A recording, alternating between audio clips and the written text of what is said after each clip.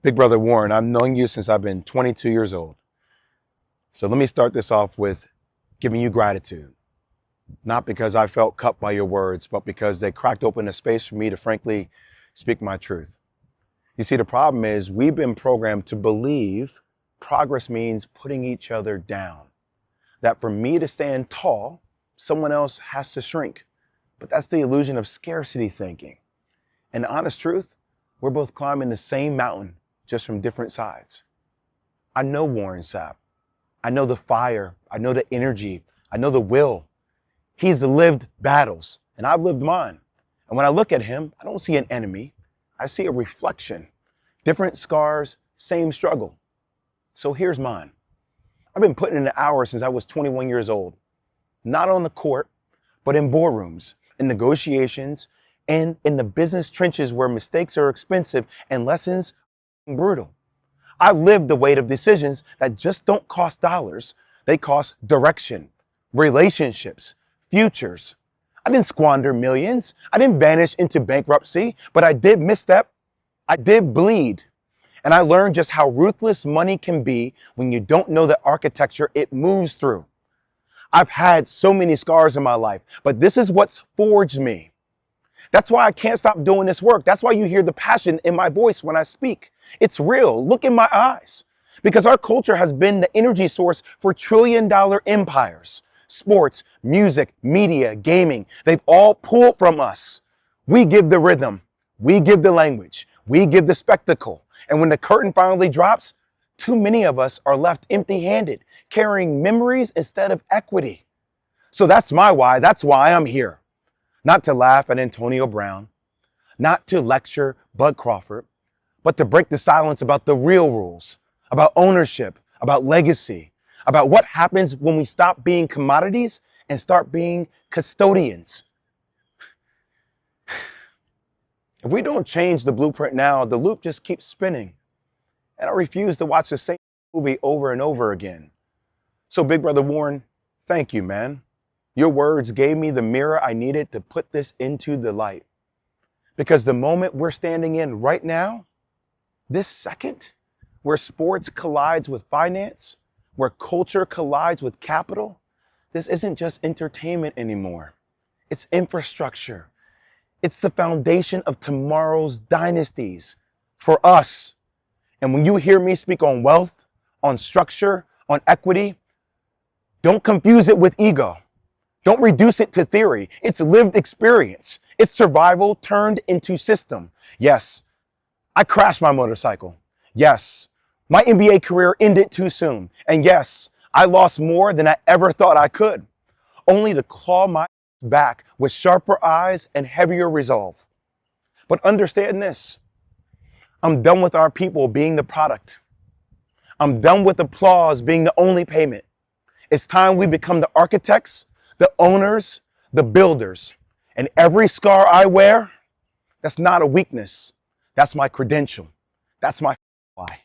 Yo, it's Big Ant the Spokesman, man. We back. Another edition of Urban Politicians TV, UPTV. Make sure you stay on your pivot at all times, man. Had to come tap in as somebody who follows Jay Will on Instagram, and I be locked in every time he posts, because bro is giving a direct, real, raw, uncut game that the people need, that the people can use, and he's speaking from a place of experience and wisdom from, he done been through this already. He done seen it happen firsthand. So I'll be reposting, if you follow my Instagram page, the Urban Politicians _ Big Ant page, that, hey, when he throw this stuff up, I'll be putting it on my page as well, because bro be keeping it solid. Now, he used examples at times, and he's brought up names, but he ain't never talked down on nobody, never disrespected. If anything, he was protected. But Warren Sapp, I guess, felt the way and decided to call him out in the comments on one of the posts and said,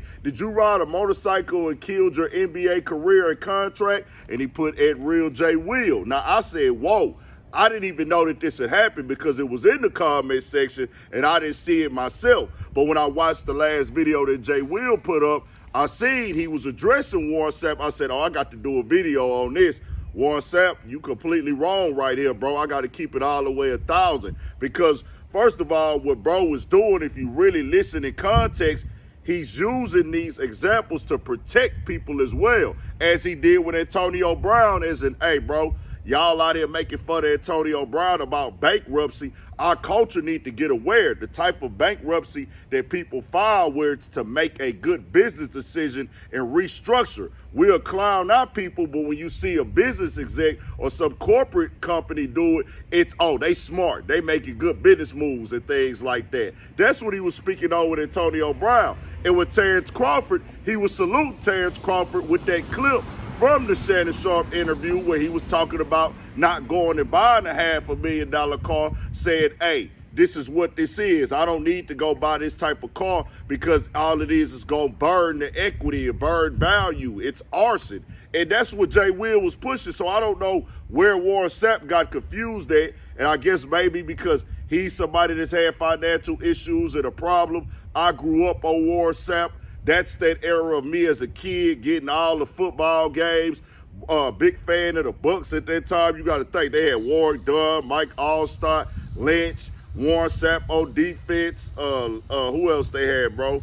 I think Keyshawn Johnson ended up making his way down there. Maybe Keenan McCardell as well. I can't remember everybody, but that's what Gruden was coaching. I was a big fan of Warren Sapp and everything, man. The braids he had, he was like live.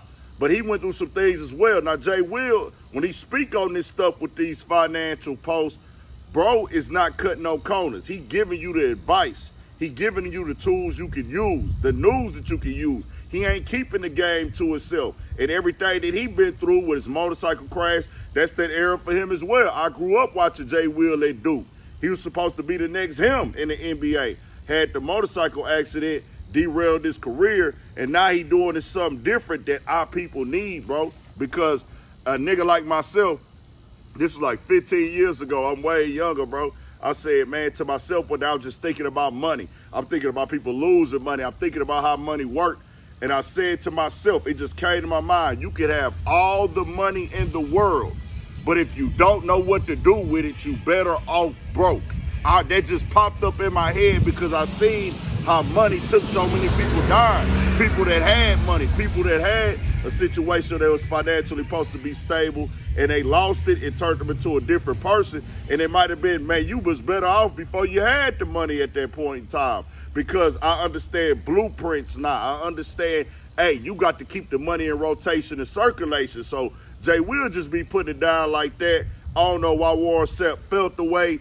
I ain't the one to kick nobody down, whether they up, going through it or not. But if you listen to what Jay Will said, he ain't never put nobody down. He just giving that real advice, bro, on what boys need to be doing.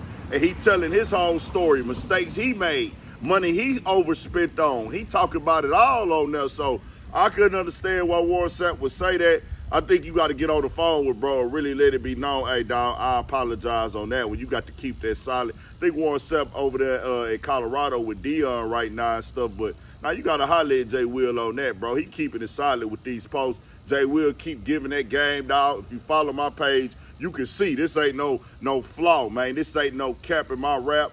No, I ain't put no extras on it, bro. I'm really up there reposting these posts, and I've been reposting these posts. So tell me what y'all think. We got more coming, more videos, all that. 1,000 for shit show. Stay on your pivot.